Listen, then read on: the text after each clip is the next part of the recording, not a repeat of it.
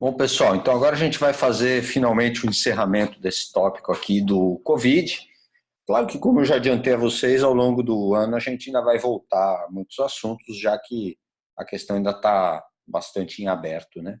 Hoje mesmo eu li aqui uma reportagem da médica responsável do Einstein pela gestão aí da pandemia, ela falando que o pior ainda não chegou, a gente ainda não chegou no pico, né? Então, obviamente, nós vamos ter que voltar a esse assunto ao longo do ano. Mas hoje eu vou fazer um fechamento, então, desta aula, senão não acaba nunca. E eu estava conversando com vocês sobre algumas concepções teóricas, né? Terminei discutindo como Milton Santos correlaciona globalização e o crescente fluxo mundial. E aí a gente usou isso para pensar um pouco a pandemia, né? Quer dizer, se hoje circula-se mais, também a gente leva mais doença quando a gente trata de uma doença onde o vetor são os próprios seres humanos, né? Inclusive, gente, vocês podem notar que essa trajetória que o Covid fez pelo mundo, ela segue em grande medida o próprio movimento da globalização. Podemos dizer que as regiões mais globalizadas foram as primeiras a serem atingidas, né? Primeiro da China para a Europa, da Europa para os Estados Unidos, ao que tudo indica, não veio pela China, veio via Europa. Depois dos Estados Unidos começa a chegar na América Latina, chega aqui no Brasil. Onde é que chega aqui no Brasil? Chega nas grandes cidades. Então você começa a ter um pico em São Paulo, que é uma cidade muito globalizada, você tem um pico no Rio de Janeiro, que é uma cidade que até em termos de turismo é muito mais relevante que São Paulo. Você tem picos nas cidades do norte, que também recebem muita gente de fora, né? Manaus, Belém. E aí a gente já começa a ver as desigualdades territoriais também, né? Isso que o Milton Santos nos dizia aí, do ser humano valer por onde ele habita, se pronunciando no caso das regiões brasileiras. Agora, o que a gente tem começado a ver é que o Covid começa a crescer nas regiões mais interior, nas cidades médias, e começa a chegar nas cidades pequenas, onde provavelmente vai demorar mais, mas a tendência é que em algum momento chegue, né? Quer dizer, existe uma geografia muito clara que anda junto mesmo com o nível de inserção no mundo globalizado, quando a gente avalia a dispersão da epidemia. E eu terminei a aula passada também tratando com vocês do pensamento aqui do Guy Debord, né, de como a gente hoje trata os fatos jornalísticos como fonte de entretenimento, como as imagens, as notícias, os grandes tragédias e escândalos se tornam verdadeiras mercadorias no mundo de hoje, né? E muitas vezes como a gente acaba buscando a informação, mas na verdade produzindo a desinformação, né? Vide o caso aí das primeiras notícias que a gente tinha sobre o Covid, se dizia muito que o Covid só se propagava em ambientes frios, que países e lugares quentes estariam livres, né? E hoje nós estamos vendo que não é verdade, isso cidades aí como Manaus, né? Cidades quentes, passando por tragédias em torno do vírus. Bom, outro autor que eu queria discutir com vocês, que eu até já citei nas aulas, né, e vou voltar a ele é um pensador muito importante, viveu cerca de 100 anos, então era também uma pessoa com uma vivência muito grande, o polonês Zygmunt Bauman. Ele é pai de um conceito muito importante para a gente entender a globalização. Zygmunt Bauman vai dizer que com a globalização nós passamos de um mundo sólido para um mundo da modernidade líquida. O que ele quer dizer com isso é que antes da globalização nós tínhamos um mundo que era relativamente estático. As pessoas sabiam mais ou menos quais eram os caminhos que elas tinham que tomar na vida. Então, a pessoa nascia, ela sabia que ela tinha que frequentar uma escola, se ela tivesse oportunidade. Depois dessa escola, se ela tivesse oportunidade, ela teria que fazer uma faculdade. Ela vai trabalhar, ela vai ter filho e ela vai chegar assim até o fim da vida. Existia uma aceitação quase que no mundo todo do que era a normalidade, do que era o caminho da vida, né? Hoje, no mundo globalizado, a gente perdeu essa noção de um norte único, de uma referência única, e passamos a viver essa condição que o próprio Bauman vai chamar aí de uma condição líquida, de uma modernidade líquida. Quando se fala de uma modernidade líquida, se fala de uma modernidade onde os valores estão mudando constantemente, né? Onde os valores não são fixos. Vamos colocar aqui. Valores em constante mudança. Uma sociedade na qual muita gente se sente perdida, não sabe exatamente qual é o ramo, qual é o rumo, qual é o caminho que a gente deve seguir, né? Ao contrário aí do que provavelmente acontecia com os nossos pais, ou mais ainda com os nossos avós, né? Que tinham uma trajetória de vida mais ou menos estabelecida. Olha, o meu caminho é esse, é estudar, ou é não estudar e logo trabalhar, ou é constituir família e criar filhos, né? Hoje não, já não existe claramente essa ideia de que é certo ou errado tomar determinada postura de vida. Pelo contrário, as pessoas estão cada vez mais buscando realizar aquilo que elas querem, acreditam, ao invés de seguir um roteiro pré-determinado. Então, estamos vivendo num mundo onde tudo é mais fluido, tudo nos escapa muitas vezes.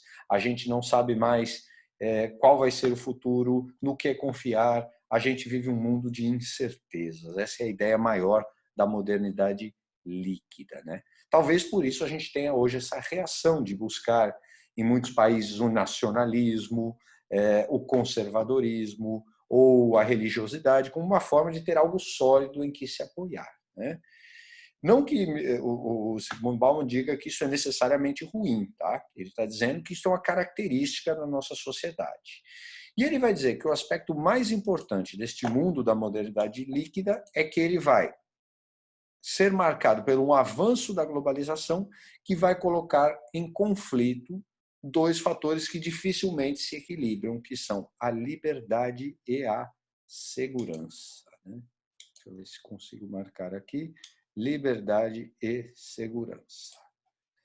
Para o Zygmunt Bauman, o grande desafio da globalização será equilibrar essas duas coisas. Nós vivíamos num mundo de uma modernidade sólida, todo mundo tinha mais ou menos um papel na sociedade já pré-definido ou pré-escrito. Então, vivíamos numa sociedade onde o nosso nível de liberdade era muito pequena. Por outro lado, havia uma segurança enorme. Você já sabia o que tinha que fazer, você sabia que tinha que estudar, você sabia que tinha que se tornar um profissional, você sabia que tinha que formar uma família, você sabia que tinha que ter filhos, né? Esta escolha, ou essa situação que nos tirava parte da liberdade, por outro lado, nos dava segurança. Hoje nós vemos exatamente o contrário disso, né? Vivemos num mundo onde a liberdade ganhou muito espaço, a gente pode ser muitas coisas, a gente pode viver de muitos jeitos, a gente pode escolher muitos projetos de vida e a gente não sabe mais qual é o certo, né? No passado, uma pessoa que não tivesse ou não quisesse ter filhos era uma pessoa fora do comum, né? Hoje, cada vez mais pessoas optam simplesmente por não terem filhos.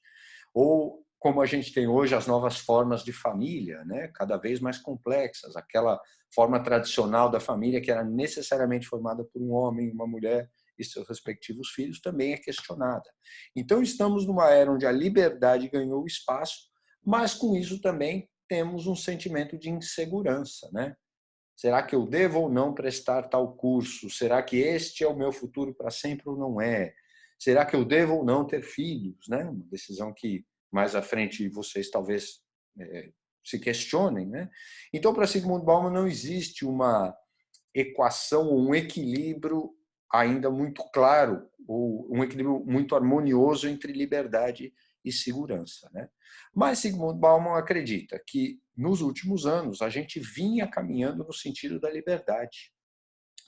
Quer dizer, entre 1990, o início da globalização, e os atentados de 11 de setembro, o mundo caminhava para uma globalização no sentido da liberdade. A liberalização, a busca pela liberdade era uma tendência, não só econômica, mas também social, cultural, né? Então, eram traços dessa liberdade a maior abertura econômica, o menor controle de fronteiras,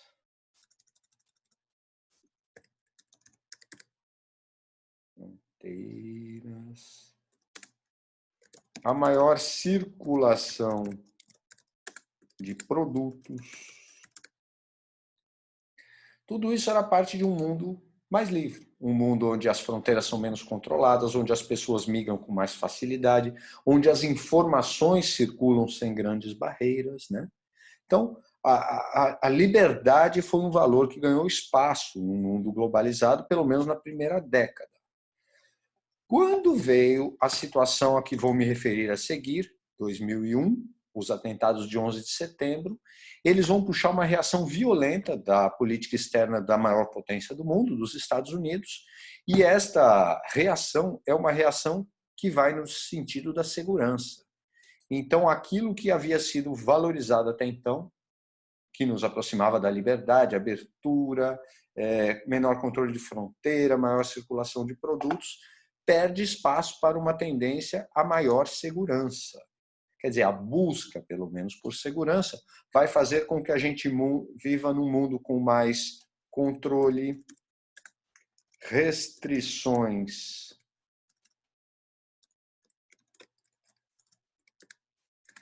migratórias. Restrições migratórias é um mundo sujeito à espionagem de governos, né? 11 de setembro, então, em nome da guerra ao terror, a gente começa a controlar quem vem e quem vai. Pessoas de tais países que são muçulmanos não podem entrar em tais países que são vítimas de atentado. Pessoas suspeitas ou às vezes nem tão suspeitas começam a ser espionadas, né? Então vamos ver uma sociedade que começa a abrir mão de um pouco da sua liberdade para buscar uma segurança e aceita que, em nome dessa segurança, parte das suas liberdades sejam restritas. Eu seja espionado, eu seja monitorado, né? Isso ficou muito claro quando a gente quando vem à tona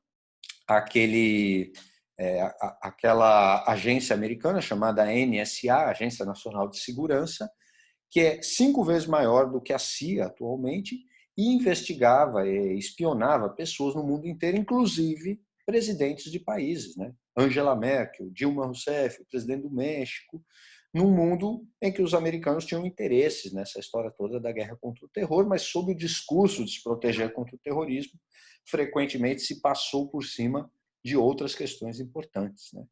Então, entre 2001 e 2008, a gente vê a segurança ganhando de novo espaço e a liberdade perdendo espaço, né? De 2009 em diante, com o fim do governo Bush nos Estados Unidos, há de novo um ímpeto de liberalização, de aumento do comércio, de abertura de fronteiras, a liberdade parece ganhar força, né? Até que em 2016, de novo, o nosso pêndulo liberdade e segurança vai pender para o lado da segurança. Trump se elege com um discurso de transmitir uma suposta segurança. Não importa se essa segurança é verdadeira, né? Normalmente ela não é.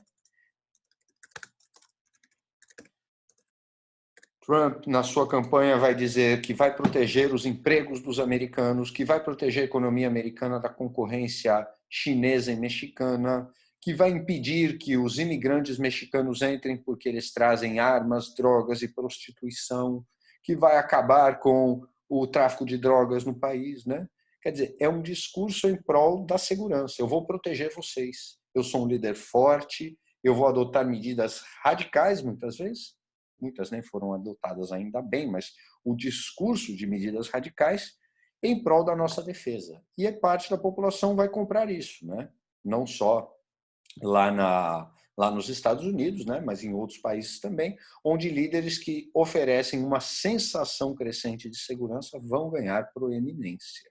É aí que a gente vê o avanço desses líderes que hoje, em muitos momentos, estão inclusive desafiando a democracia em nome do que eles vendem ser um tipo de segurança, né? E aonde isso tudo se relaciona com o Covid, gente? Bom, o Covid deve acirrar ainda mais, aliás, já está acirrando ainda mais essa polêmica entre segurança e liberdade, né? E aí, né? O que é o ideal no mundo de hoje? Segurança em casa ou liberdade na rua, né? Não dá para ter as duas coisas. Se eu estou na rua, se eu estou circulando, eu estou correndo risco tanto de pegar quanto de transmitir o vírus. Mas se eu estou em casa, eu estou abrindo parte da minha liberdade, da minha mobilidade, do meu direito de ir e vir, né? Inclusive, na aula passada, na semana passada, alguns fizeram esse tipo de pergunta, né? Professor, mas um governador, por exemplo, pode decretar uma quarentena, um lockdown, desculpa, dizendo ninguém pode sair na rua? Isso não fere um direito constitucional, que é o direito de ir e vir? Eu respondi que sim, isso fere um direito, mas nenhum direito é absoluto, né? Se for entendido que existe um interesse coletivo maior que o seu direito individual, o coletivo se sobrepõe ao individual. Essa é uma norma muito frequente no direito, tá? Coletivo se sobrepõe ao individual. Quer dizer, nenhum direito é pleno. Todo direito pode ser relativizado, salvo raríssimas exceções que se aplicam aos direitos humanos, né? Os direitos humanos são direitos que se atribuem às pessoas pelo simples fato delas serem humanas. Mas os direitos legais são direitos que, em algum momento, estão amparados em uma relatividade. Nenhum direito é absoluto. Então, nós estamos vivendo esse dilema muito grande, que aqui no Brasil ele aparece de uma forma muito projetada, né, nessa postura do presidente, que é diferente da postura da maioria dos governadores, né? Você tem um presidente que fala em defender a liberdade e, em prol da liberdade, ignora os riscos da doença. E você tem os governadores defendendo que a gente deva abrir mão da nossa liberdade, temporariamente, é claro, por um motivo de segurança, orientado, inclusive, por cientistas, né? Então, não estou nesse momento, gente, discutindo, nós já discutimos isso, o que é mais ou menos sensato, mas vocês vejam que é um momento de tensão, né? Como é que a gente concilia essas coisas? Eu posso mesmo, eu devo proibir as pessoas de saírem de casa, né? Ou é certo o que tem acontecido em algumas regiões, onde quem sai de casa é agredido por quem está em casa, acontecia lá na Espanha? Não existem respostas prontas para isso, mas para Zygmunt Bauman, este é o grande desafio da globalização e ele está sendo reforçado com a Covid, ele está sendo explicitado. A gente aceita mais segurança mesmo que percamos liberdade, ou a gente quer continuar circulando livremente, mas vai aceitar o risco de morrer aos milhões, né? É um grande questionamento, o Zygmunt Bauman é um grande pensador, tá? Eu vou voltar várias vezes a ele, a esta dialética que ele coloca aqui entre a liberdade e a segurança, ela é muito útil para explicar muitas coisas que estão acontecendo no mundo atual. E eu indico a vocês qualquer uma das palestras do professor no YouTube, tá? Vale muito a pena, o cara é um poço de sabedoria. Passando à frente, queria comentar aqui outras abordagens que podem ser úteis para a gente entender o Covid. O grande filósofo francês Michel Foucault, muito importante aqui, pela ideia que nós chamamos de sociedade do controle. Foucault vai dizer que até grande parte da Segunda Guerra, um pouco depois da Segunda Guerra, vivíamos a sociedade disciplinar, onde as formas de poder que se exerciam sobre os cidadãos, elas vinham de grandes instituições. Então a gente sentiu o poder do Estado, sentiu o poder das escolas, sentiu o poder da polícia, sentiu o poder das leis. Só que ele diz que a partir dos anos 70 a gente começa a entrar num outro tipo de sociedade que não é mais exercida por grandes mecanismos de poder. Ele vai chamar isso de poder difuso. Michel Foucault vai dizer que a gente vive uma sociedade do controle, onde o poder é exercido não por um único órgão, mas por muitos organismos dentro da sociedade, e ele é exercido não só a partir do Estado, mas ele é um poder difuso pela sociedade. Ele é um poder exercido quando eu difundo uma determinada visão cultural, ele é um poder que se difunde quando eu ordeno, por exemplo, determinada conduta social. E ele é, acima de tudo, um poder que se exerce sobre o corpo. Isso que o grande Michel Foucault vai chamar de uma biopolítica. Quer dizer, a partir dos anos 70 eu começo a dizer o que é que o corpo das pessoas pode ou não fazer ou ser usado para, né? Então eu digo, aquele corpo não tem direito de usar determinada substância, aquele corpo não tem direito de interromper uma gravidez, aquele corpo não tem direito de circular aquela localidade. Aquela pessoa, por usar aquele cabelo, será discriminada. Quer dizer, eu exerço um poder sobre o corpo desta pessoa. Cria-se uma ideia de que existe um corpo normalizado, né?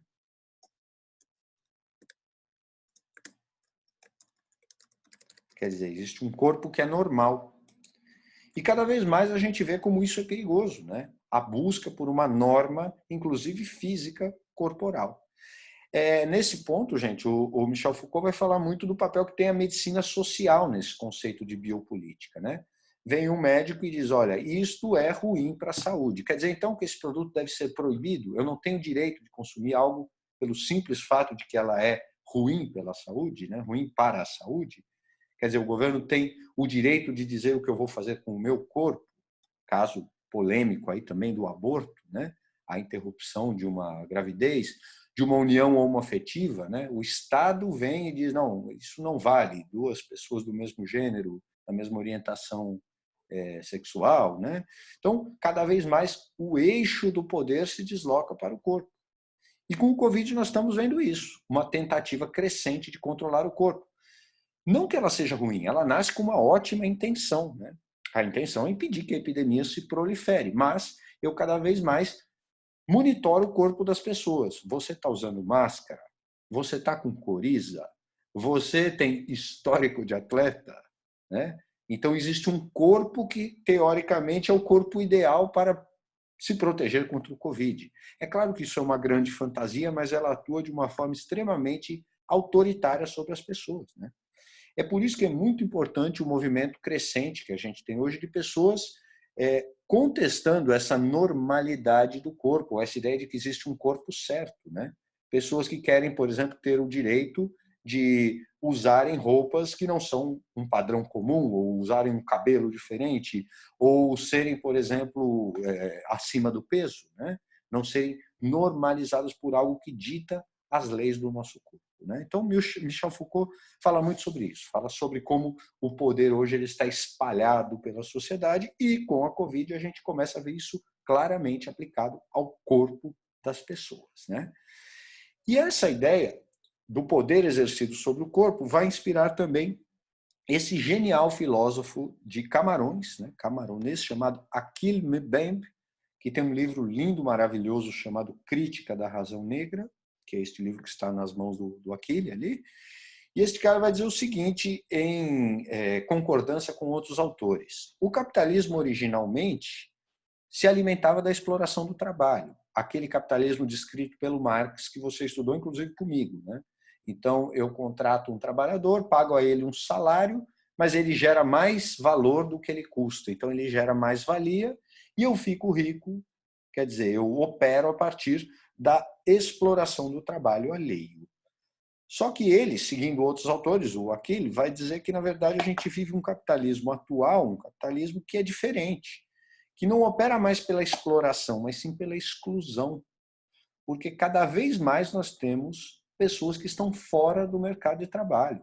A automação, a robotização da produção, a terceirização, né, vão fazendo com que a gente tenha cada vez menos empregos formais e cada vez mais pessoas excluídas do mercado de trabalho. E quem está excluído do mercado de trabalho está excluído do consumo, está excluído da sociedade, está excluído, inclusive, muitas vezes, dos direitos. Né? Muitas vezes significa não ter acesso ao transporte, não ter acesso à educação, não ter acesso à saúde. E como é que a gente faz com um mundo onde cada vez mais existem pessoas excluídas? Bom, vai ser criada, segundo Achille Mbembe, uma verdadeira tecnologia para administrar aqueles que não servem para nada para o capitalismo. Os paupérrimos, os excluídos, aqueles que Marx chamou lumpenproletariado. E Achille Mbembe vai chamar isso de necropolítica. Necropolítica.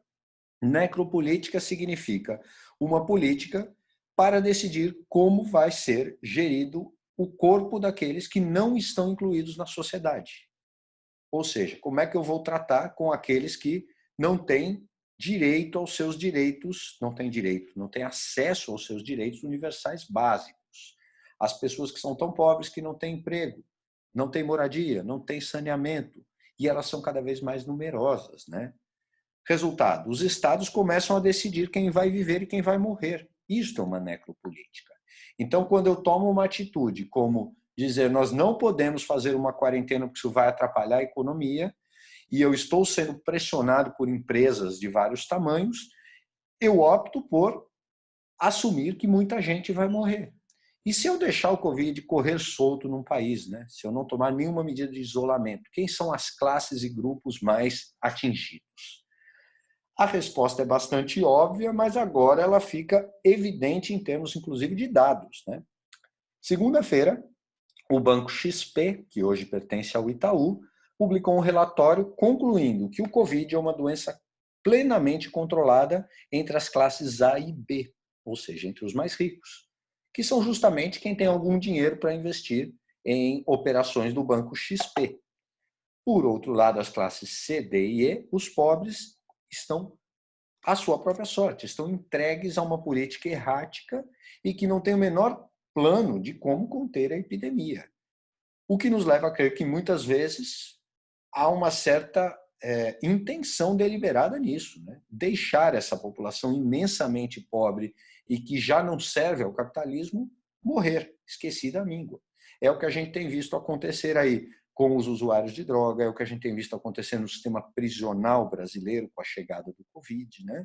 Quer dizer, o Estado tendo que tomar decisões não mais só sobre a vida das pessoas, o Estado se vendo no direito de escolher. Essas pessoas são mais dignas do que aquelas, essas merecem viver, essas podem ser confinadas ou confiadas à própria sorte. Então é algo revelador o conceito de necropolítica, né? E ele é cada vez mais relevante num capitalismo que é cada vez mais excludente, né? Ele se torna um capitalismo cada vez mais tecnológico e que cada vez menos precisa do trabalho humano.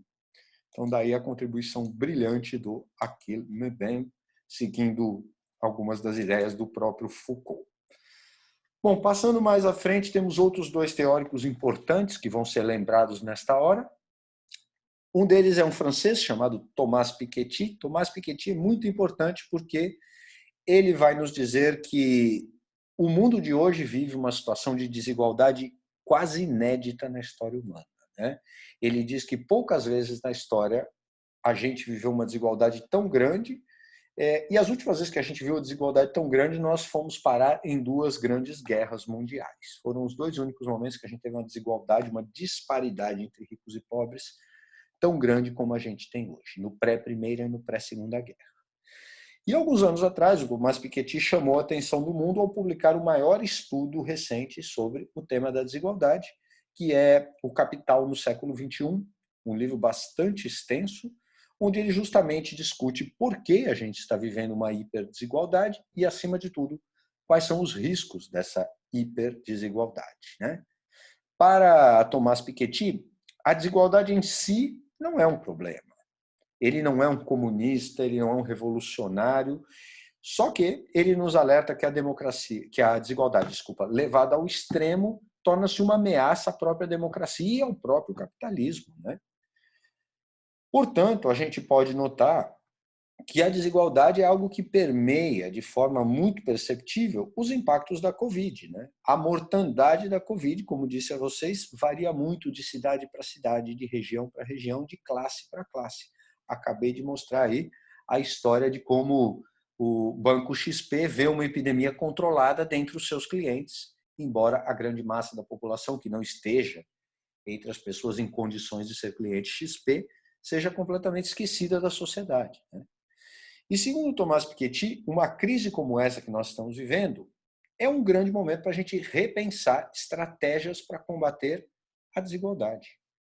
Quando ele fala em combater a desigualdade, gente, não é acabar com os ricos, não é fazer uma revolução, não é nada disso, mas é fazer com que o rico não seja tantas vezes mais rico que o pobre, a ponto do pobre não conseguir sobreviver minimamente. Ele defende que se o pobre for menos pobre, o próprio rico viverá melhor. E um dos caminhos para isso acontecer, para a gente ter uma sociedade menos desigual, segundo ele, neste momento, seria justamente ampliar a saúde pública. Qual seria a importância de ampliar a saúde pública? Ampliando a saúde pública, eu amplio um direito universal, né? Um direito que seria ou deveria ser igual para todo mundo.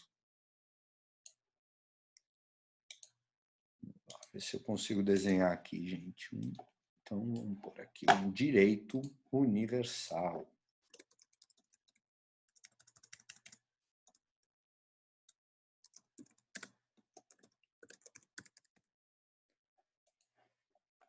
Então, para Tomás Piketty, é uma grande oportunidade, porque nesse momento de crise, nós estamos vendo como é importante ter um sistema de saúde pública, né? Se o Brasil não tivesse o SUS, como lembrou lá o Drauzio Varela, seria o caos.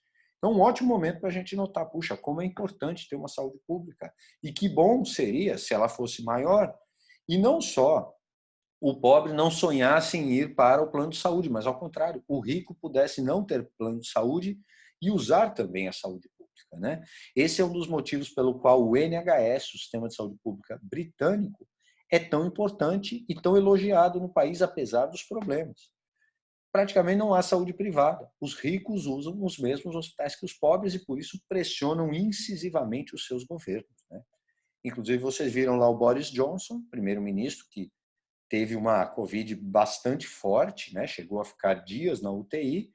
Ao sair, ele agradecendo e parabenizando tanto o sistema NHS, o Sistema Público de Saúde, quanto os médicos, vários deles imigrantes, que o ajudaram, né? Então, todo este momento ele abre uma janela para que a gente perceba como a desigualdade extrema pode ser perigosa e ruim, inclusive para os próprios ricos, né?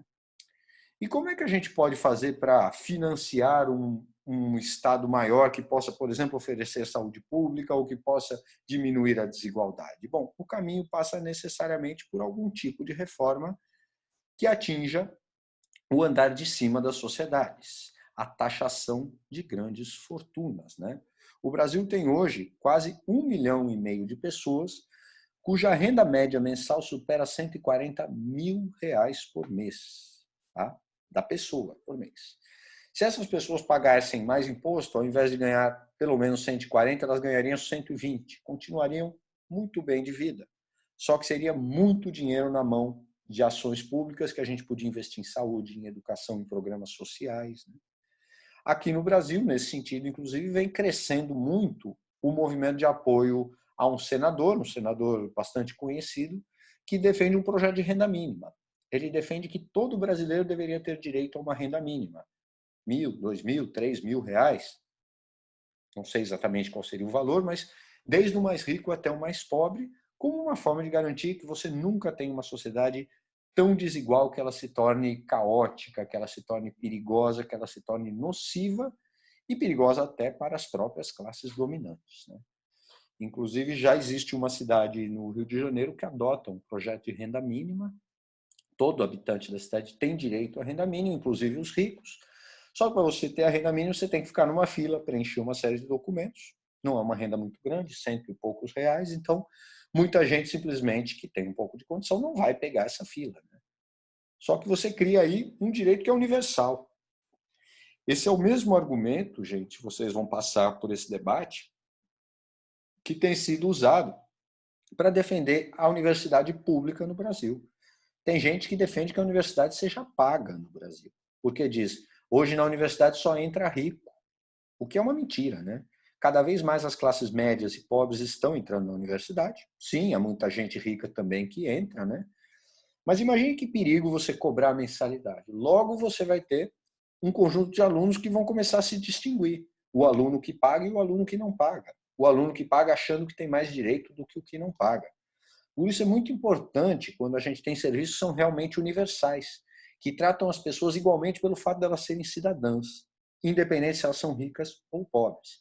E isso é uma das poucas coisas que a gente ainda tem com muito êxito no Brasil. A universidade faz isso. Tá, é mais difícil para o pobre se manter na universidade? É, mas uma vez numa sala de aula, todo mundo é igual. Ah, não gostei de tal conduta de um professor. Bom, a tua voz na universidade pública é a mesma se você for rico ou pobre. Então não se cria distinção. Daí a importância, segundo alguns autores, de você criar sistemas universalizados, né?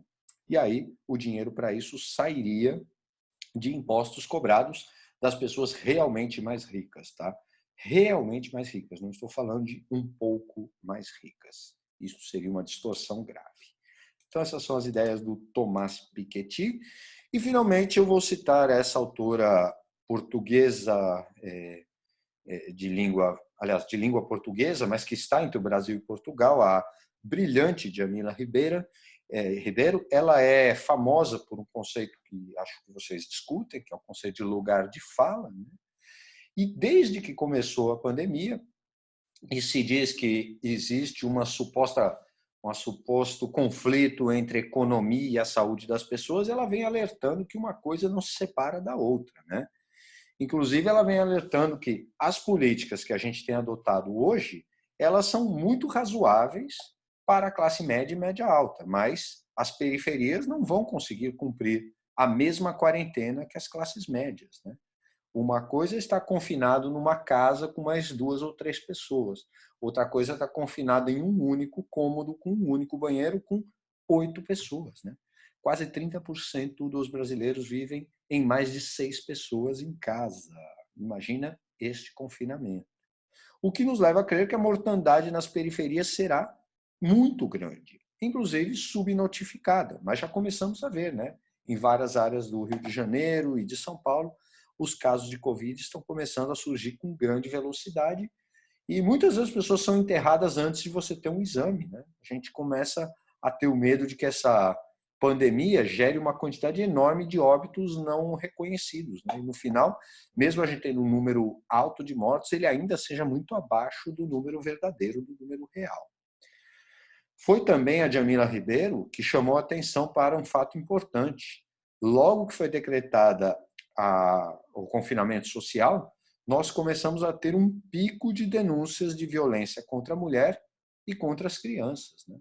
Então você começa a ter tanto violência física quanto sexual, com a maior frequência na hora que você confina grupos familiares.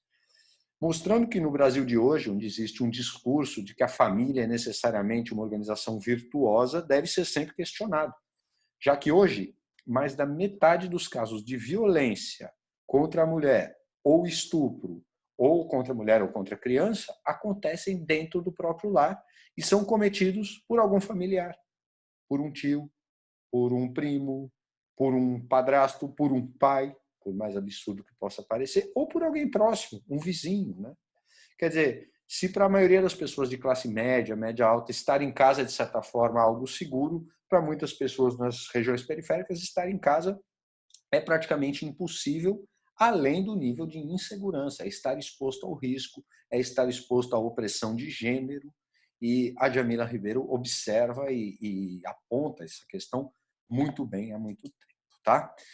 Bom, gente, essas são algumas das concepções teóricas que eu achei interessante trazer para vocês, né? Alguns dos autores que eu andei consultando para pensar melhor essa aula, sob, claro, o risco da gente, mesmo assim, não esgotar todo o assunto. Já que nós estamos falando de um negócio que está acontecendo agora e que é muito atual, muito rápido, a quantidade de informações com as quais a gente é bombardeado diariamente deixa a gente muito mais confuso do que informado, né? Então, esses autores eles ajudam a gente a ter algumas ideias de reflexão.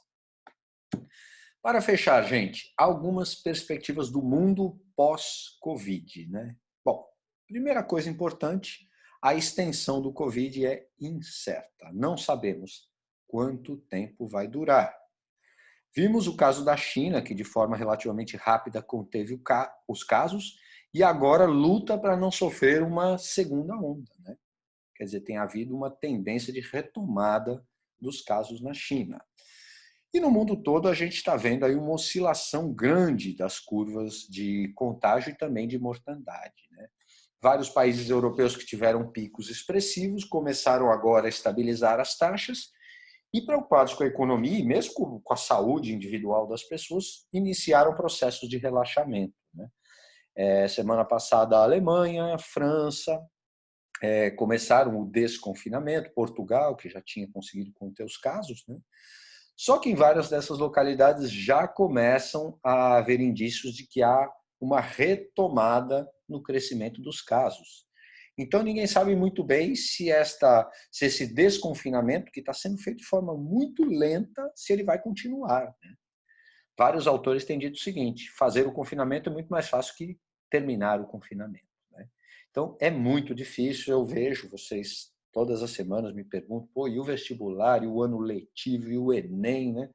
Olha, tudo é muito obscuro, porque a gente realmente está lidando com uma questão absolutamente imponderável, né? A gente não consegue dimensionar o futuro sem saber onde estará ou quando será esse futuro. Claro que isso é um aprendizado importante também, né, gente? Muitas coisas na vida são imponderáveis, mas a Covid torna isso muito visível, né? É muito claro que é difícil tomar qualquer decisão e todos nós passamos por isso atualmente. Mas, ao que tudo indica, a Covid não vai acabar da noite para o dia. Ela vai estar ligada a um grande período de alternância, né? de confinamento e abertura, até que se atinja a tal da imunidade de rebanho, ou seja, até que todo mundo seja infectado uma vez e não possa mais pegar a doença, né?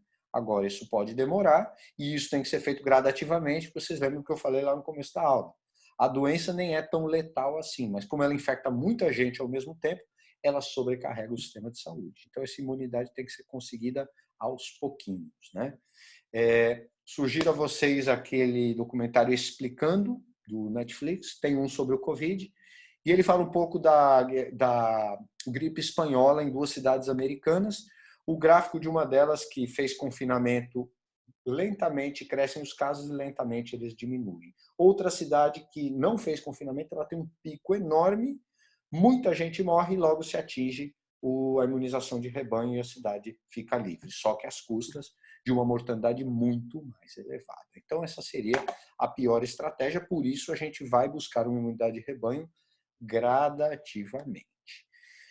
Tudo isso, gente, supondo que, uma vez infectado, uma pessoa não volte a desenvolver o Covid com sintomas severos, né? Agora, isso ainda não é comprovado. Há vários casos de pessoas que voltaram a manifestar sintomas de Covid. Não sabemos se elas conseguem daí para frente transmitir ou se o Covid terá a mesma intensidade da primeira vez, mas ainda é muito arriscado contar com a imunidade de rebanho. E mesmo que a gente aposte nessa estratégia, ela vai ser feita à base de confinamento e abertura, né? Vi de caso de países como a Suécia, que tinham pouquíssimos casos de Covid, não adotaram medida nenhuma, de repente 1.000 mortos, e aí toca fazer confinamento. Ou a Coreia do Sul, né, que essa semana também voltou atrás e restringiu de novo a circulação de pessoas, fechou bar, fechou cinema de novo. Então, tudo isso nos leva também a pensar que a gente deve tomar muito cuidado na hora de iniciar o nosso desconfinamento, sob pena de depois ter que fazer tudo de novo, né? Caso exemplar tem sido aí o da Nova Zelândia, que adotou um confinamento muito rígido, nem delivery tinha, e o país hoje tem 1 ou 2 pessoas internadas apenas por Covid. Praticamente baniu o vírus, mas mesmo assim está lentamente voltando à normalidade para que não haja uma segunda onda. E, finalmente, temos toda essa dificuldade para os novos tratamentos e vacinas, né? O que é parte de uma rotina de procedimento científico. Então, a gente vê muito esse discurso iniciado pelo Trump e replicado por outros líderes da cloroquina. Eu já falei um pouco sobre ela. Há estudos que mostram efeitos positivos com a cloroquina. Há estudos que mostram efeitos bastante negativos no uso da cloroquina, inclusive piores do que os efeitos da doença. Pode ser que a cloroquina seja parte da solução, pode ser que ela não seja, mas não podemos acreditar que milagrosamente vai surgir um medicamento que da noite para o dia vai erradicar o Covid. Não. É necessário testar exaustivamente um novo medicamento, saber seus efeitos colaterais, saber como ele reage em cada pessoa, e tudo isso leva tempo. O chefe da OMS, o Tedros, né, o etíope, tem dito que a última grande vacina que nós fizemos, que foi contra o Ebola, foi feita em tempo recorde de 5 anos. Então, ele diz que se a gente fizer uma cooperação internacional bem feita, a gente talvez em 2 anos tenha uma vacina. Talvez, né? Mas então, tanto os tratamentos quanto as vacinas têm que ser testados cuidadosamente. A gente não pode sair ministrando por aí, né? E mesmo quem usou da cloroquina e obteve melhoras, normalmente a usou com outros medicamentos. Então, não há problema nenhum na gente testar um medicamento, mas vender um medicamento como se ele fosse uma solução universal não faz o menor sentido. Vimos aí recentemente o nosso ministro da Ciência fazer algo parecido, dizer, não, o Brasil vai começar a testar uma vacina. Gente, começar a testar uma vacina é começar a saber se essa vacina funciona ou não. Isso não quer dizer que temos uma vacina, quer dizer que nós vamos testar. E não empolgou, né? Tanto é que o ministro nem falou mais em testar a vacina, porque os próprios pesquisadores são muito céticos quanto ao resultado dela, né? Na verdade, vários laboratórios hoje estão correndo atrás tanto de tratamentos quanto de uma vacina definitiva. Afinal, quem descobrir uma vacina, por mais que ofereça um preço relativamente baixo, pode lucrar muito com isso, né? Então, existem, claro, interesses comerciais. Agora, nós não podemos acreditar nessa ideia conspiratória de história que existe um remédio universal, que a cloroquina, por exemplo, pode salvar o mundo e alguém está, por pura e simples maldade, sonegando ou escondendo cloroquina da gente, né? Gente, perspectivas otimistas, né? Eu tenho visto que muitos analistas tentam pensar o que vai ser o mundo pós-Covid ou a chamada nova normalidade, que é o termo que está sendo mais usado, porque enquanto não tivermos uma vacina definitiva e que consiga ser ministrada a bilhões de pessoas, a gente vai ter que viver provavelmente de máscara, com maior distanciamento, com testes mais frequentes, né? Vamos ter que viver uma normalidade diferente, né? Esses dias mesmo eu li um colunista dizendo, né? Puxa, hoje você assiste um filme e vê as pessoas na rua, parece uma cena assim fantasmagórica, uma cena surrealista, todo mundo na rua, todo mundo num bar conversando, né? E pode ser que a gente demore um tempo para viver esta normalidade de novo, né? Por isso que muitos têm falado que a gente vai viver uma nova normalidade, não idêntica à que nós temos hoje. Bom, perspectivas otimistas que têm surgido sobre o Covid. Pode ser que após o Covid, a crise econômica que ele está provocando, a gente tenha uma retomada econômica drástica. Pode ser que as pessoas saiam motivadas de casa, a fim de trabalhar, a fim de se divertir, a fim de ver outras pessoas e até mais dispostas a correr riscos como abrir empresas, fazer compras em grandes prestações, comprar imóveis. Então, existe sim uma possibilidade de que esse tombo todo que a economia está tomando, que vai ser enorme e é inevitável, se torne também uma reação virtuosa. É uma possibilidade, não há garantias, mas é uma possibilidade. Por isso é tão importante que o governo adote aquelas medidas que eu discuti com vocês na aula passada, que assegurem renda à população. Outro aspecto otimista foi a expansão do teletrabalho, né? A gente já tinha algumas experiências, mas sempre havia muito receio com essa história do trabalho home office, do trabalho feito à distância, né? E agora, em vários ramos, ele vem mostrando que ele é uma forma de trabalho que pode se dar com menor gasto, né? Tanto de tempo quanto de dinheiro.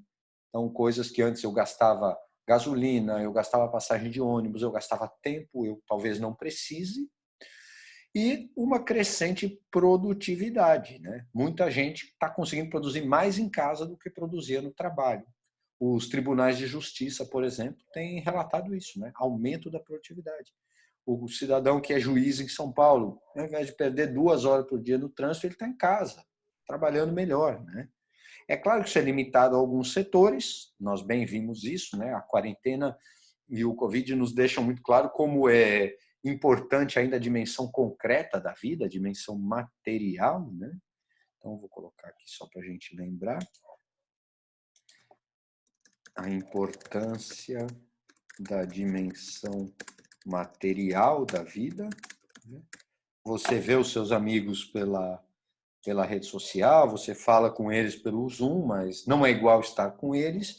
E para que exista uma vida virtual, onde você pede as coisas, onde você vê tudo pela TV ou pelo computador, tem que existir materialidade, tem que ter gente entregando, gente produzindo, gente transportando, né?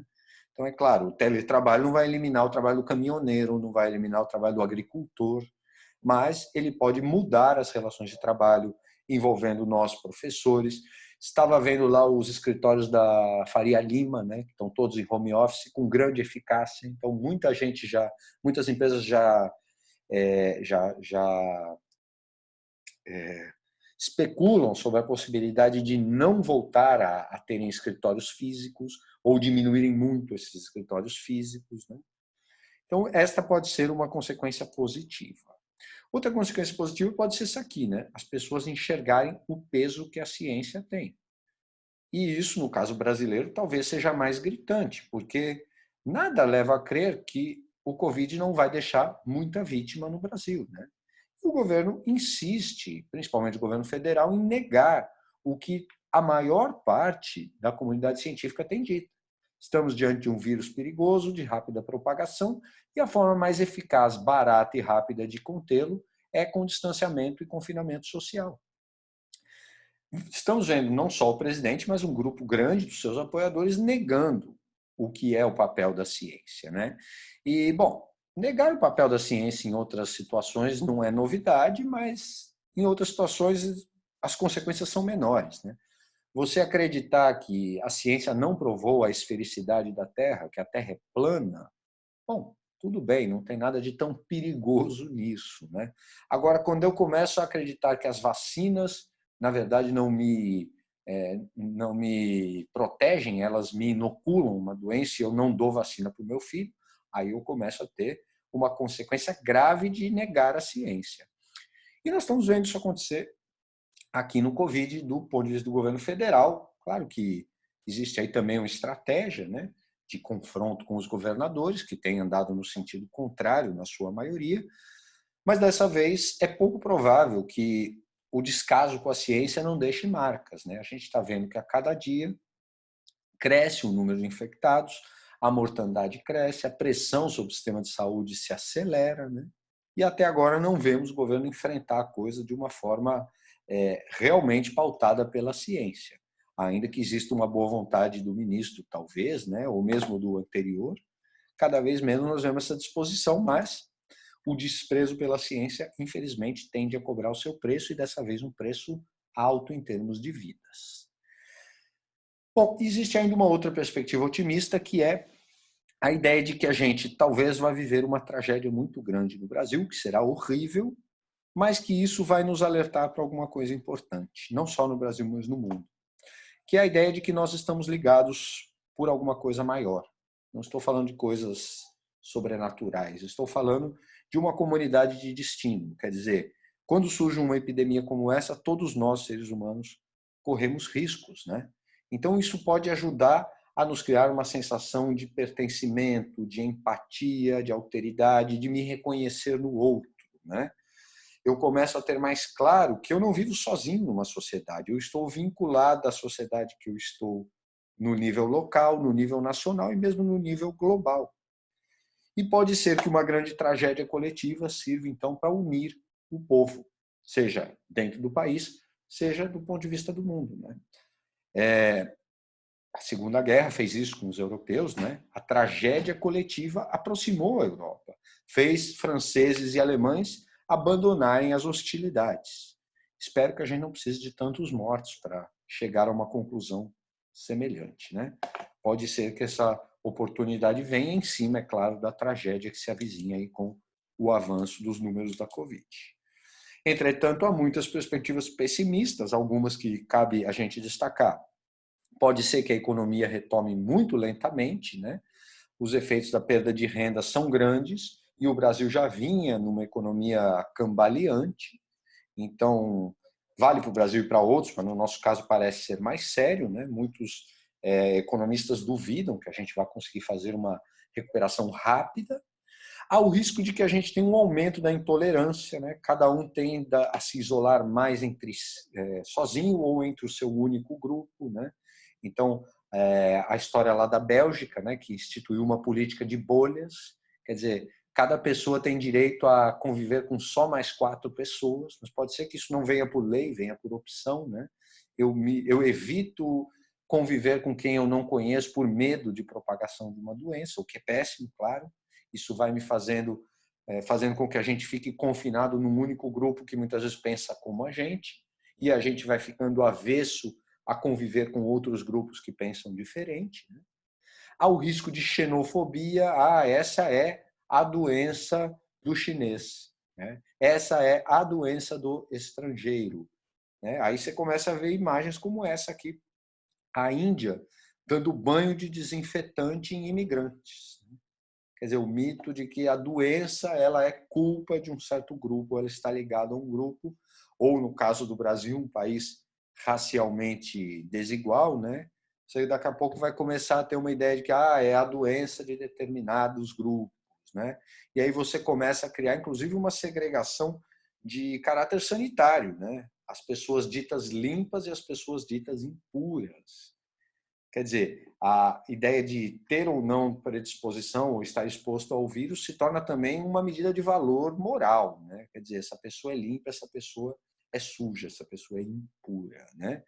Isso, claro, levando ao extremo de uma perspectiva que eu espero que não se concretize. E por que não pensar em reforço de lideranças autoritárias, né? Estamos vendo em alguns países isso acontecer. as pessoas aceitando que os governos se tornem mais mandões, mais autoritários e até sobreponham-se à democracia em nome da defesa e da segurança, reforçando a ideia original de pátria, né, que vem do mesmo radical de pai, né? A ideia de pertencimento a uma paternidade, a ideia de que o chefe do país ele é uma espécie de pai indireto, que cuida da sociedade, ainda que de punho forte, de pulso forte, mas muitas vezes passando por cima dos direitos das pessoas, mas garantindo uma suposta segurança. Esse argumento serviu à Hungria, gente. É muito importante ficarem atentos à Hungria, porque a Hungria tem um líder que chegou ao poder de forma democrática e vai corroendo a democracia e baixou uma série de leis restritivas agora em nome do combate ao Covid, que deram a ele superpoderes. Resultado, a Hungria não é mais considerada uma democracia plena, ela é considerada um país em vias de se tornar autoritário. Então, o risco de outros países irem para o mesmo caminho, né? E a população com medo do vírus aceitando isso, né? Pode muitas vezes aceitar que governos violem também direitos maiores, não só o seu direito de circulação, mas outros direitos muito mais básicos, por exemplo, direitos políticos. Né? Dizer, mas você está criticando o governo porque você é inimigo da pátria, né? Então, existe esse risco assombroso de um nacionalismo autoritário ganhar força. No Brasil não parece ser o que vai acontecer, mas em outros países já se manifestou. O caso da Hungria é o pior deles. Bom, é isso, gente, por enquanto, tá? É óbvio que nós vamos ter muito Covid, infelizmente, né, para tratar ao longo do ano, mas na próxima aula a gente já vai mudar de assunto e estamos aí para as dúvidas. Um abraço.